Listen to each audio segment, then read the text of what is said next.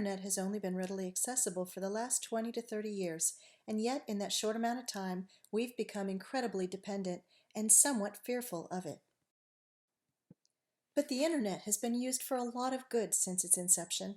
For example, there are incredible amounts of searchable knowledge that we never had available before. And there's more efficient and cheaper communication as we email instead of lick a stamp and wait several days for the message to arrive. We have immediate access to expertise by emailing or looking up contact information for an expert, and crowdsourcing, which is pulling together a group of people and asking for immediate feedback, is wonderful in some cases. There's also remote fundraising, where people can put out a cause and have people just donate small amounts of money, but not just one person. 10 people, or 10,000 people, or 10 million people can donate $1.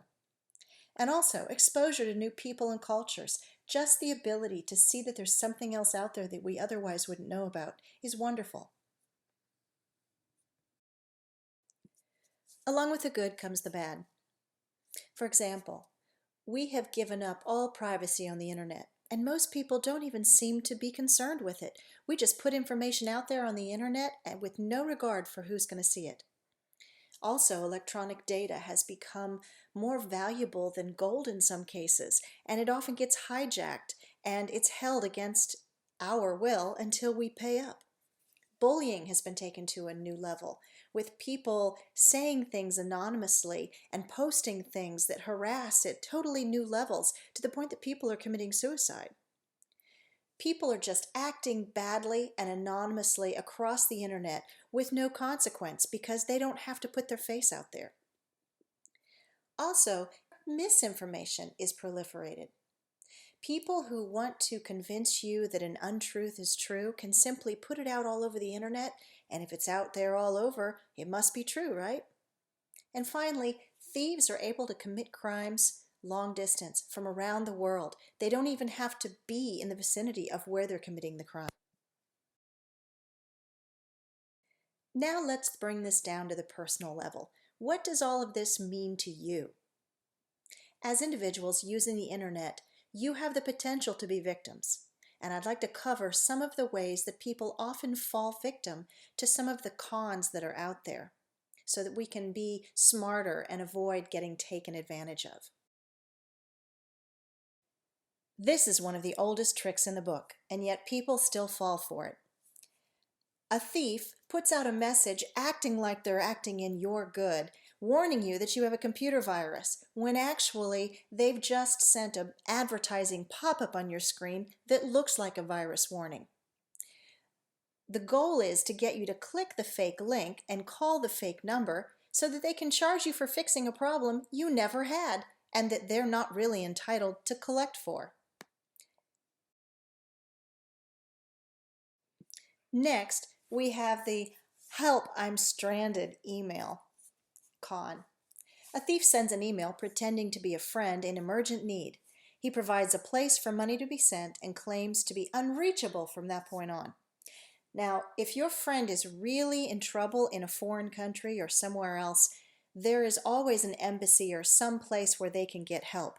You should never have to send money without any kind of contact. Now, if for some reason you think your friend may actually need you, you know that they're traveling and you've gotten this email, just talk to them in person first. Send a message. If somebody is that hard up, they will find a way to get in contact with you, and you can even have them call collect if you need to, but hear their voice before you ever send any money. This one may really disturb you. You're not likely to fall prey to it, but I'm going to share it with you anyway so you understand just how powerful the internet and anonymity can be. It's when data is held hostage. Corporations and businesses are more likely to experience a bold data hostage where the thief admits locking up the data and charges a fee to get it back. Hospitals, for example, are starting to spend millions of dollars to protect their data because there have actually been some hospitals that have had these threats. Their data has been completely locked up and it's been encrypted in a way that they have to pay to get the encryption key. The way this works is the thief sends a realistic but infected email that encrypts files on the computer where it lands as soon as that file is opened up. As people share the email or they infiltrate an email list and then propagate the email to other people, it continues to spread throughout the system, making sure that it gets everywhere it needs to be. Then a message pops up on the screen demanding ransom and a clock counts down. This has also happened to individuals as well, but it's not as common. In most cases, you can avoid this by simply keeping your system backed up and keeping a good backup copy in a safe and rotating your backups so you're not just relying on one that you overwrite all the time. Then if you get a pop-up like this, you just take your computer to a computer store and format that baby and start over. Now for the I can fix that for you con. At first, you might think it's wonderful service to have an email company contact you as soon as you've been hacked and offer to fix it. But think about this.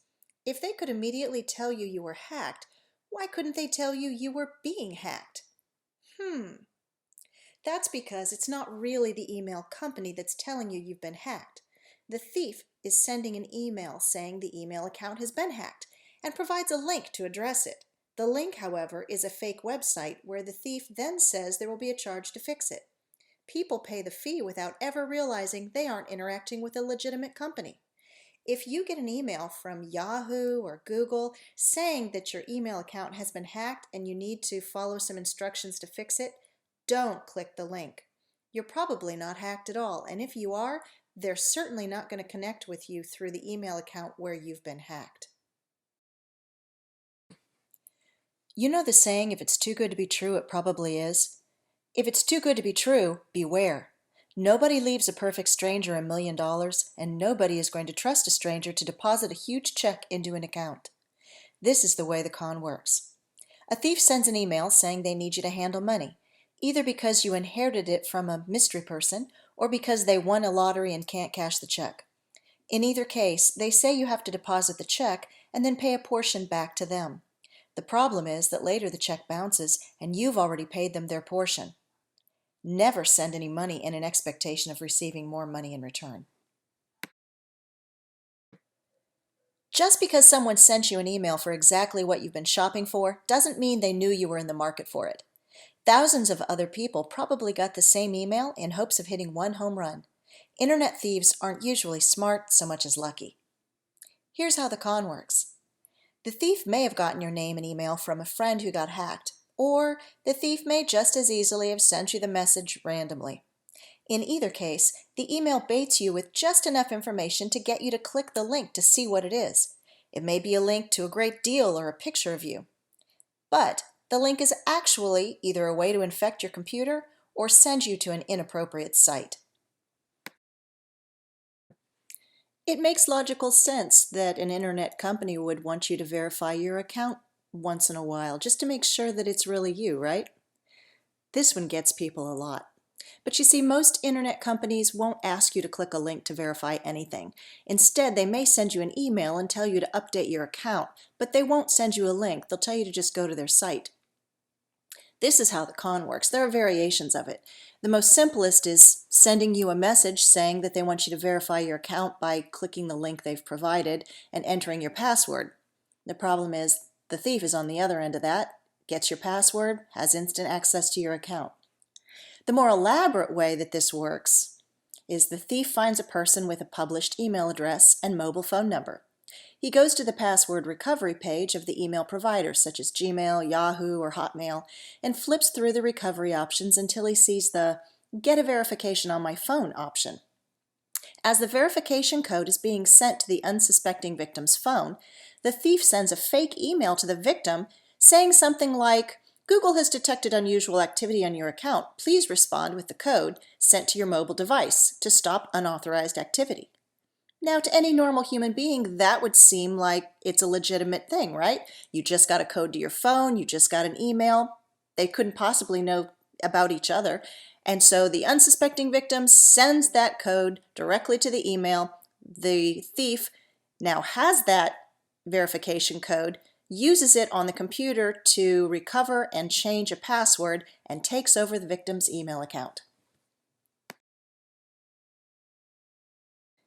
Today, many smartphones are really just an extension of your regular computer, and there are cons that target just cell phones. Let's look at one.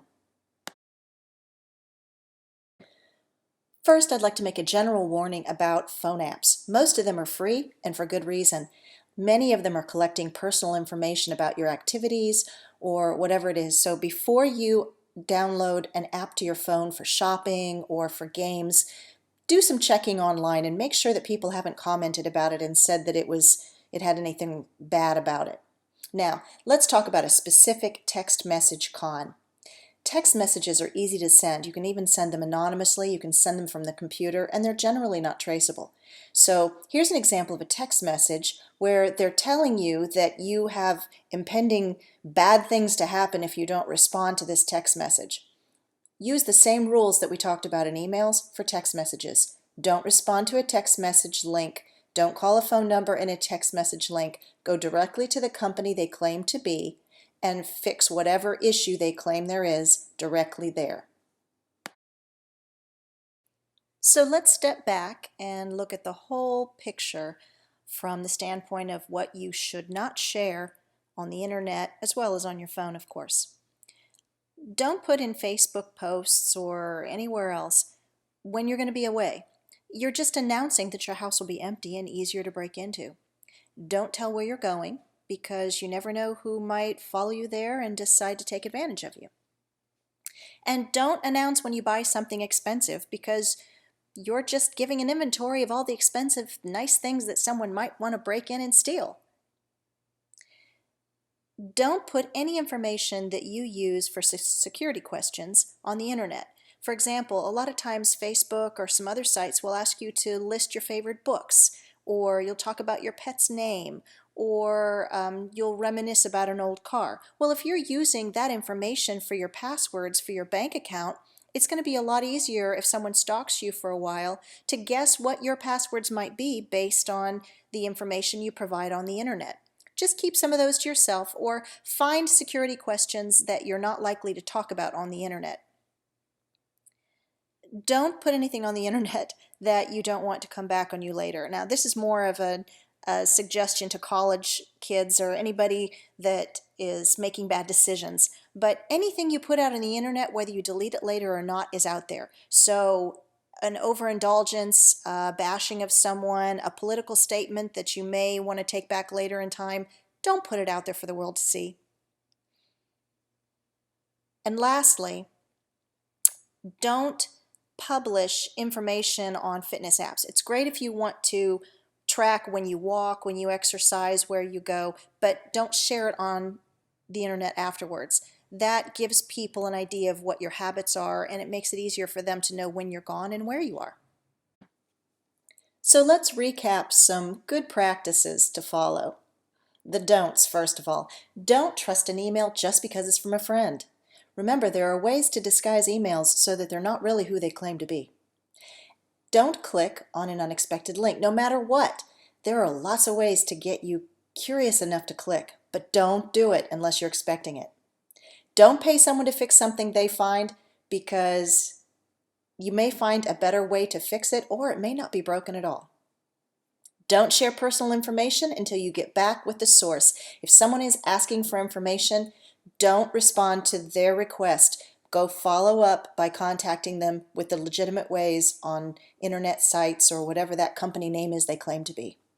And finally, don't be greedy. If it's too good to be true, it really is too good to be true. They'll get you. What you should do is only use known contact information to resolve issues. Do always act quickly if you fall prey to a scam. Get your computer fixed, shut things down, let people know, fix it as quickly as possible, and change those passwords. And if you do fall prey to it, tell your friends immediately so they don't fall prey to it, because they're likely to get follow-up emails or whatever the scams are if they're in your contact list. I hope this presentation makes you a little wiser to the scams that are out there on the internet, so that you can take advantage of technology and the information that's out in the digital space without being taken advantage of.